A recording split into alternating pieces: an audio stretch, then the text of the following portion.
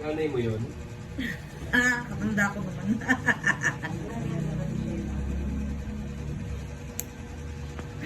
Alas na din siya mag-aaral na din siya eh. Dito ka nag-OJT? Di ba dati tatlo kayo tayo? Opo, may na Mindanao yung isa. Yung maputi na. Saan na napunta yun? Sa Mindanao na siya. Ay, mas maganda buhay doon. Binabaha.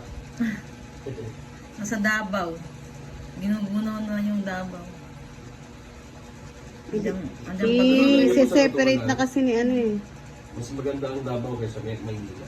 Kaya nga lang. Ate, taga Nueva Ecija ka, di ba? Opo. Oh, mas maganda Nueva Ecija kaysa rito. Mainit lang doon. Sobra init po doon, lalo ngayon sa amin. Nagna-number 1 ng Kabanatuan sa init.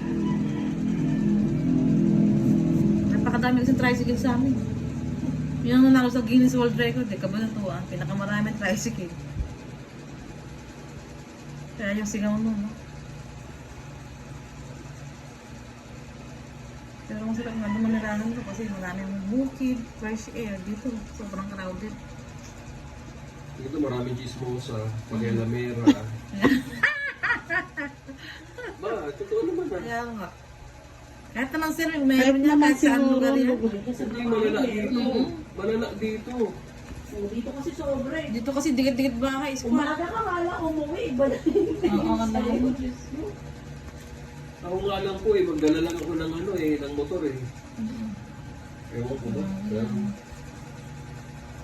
nagdadala pa naman ang uli ako ng motor siya. Yung service ko.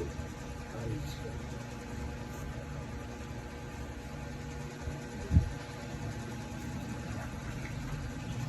Grabe pala yung dry skin ni Irish. Ang dami.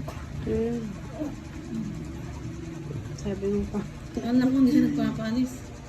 Narinisan ko na ito.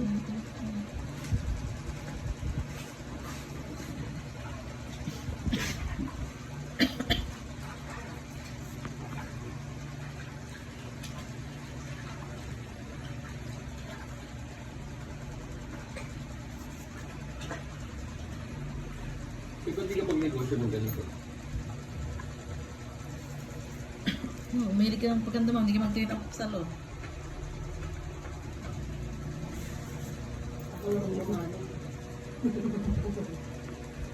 Ano nga mag-money?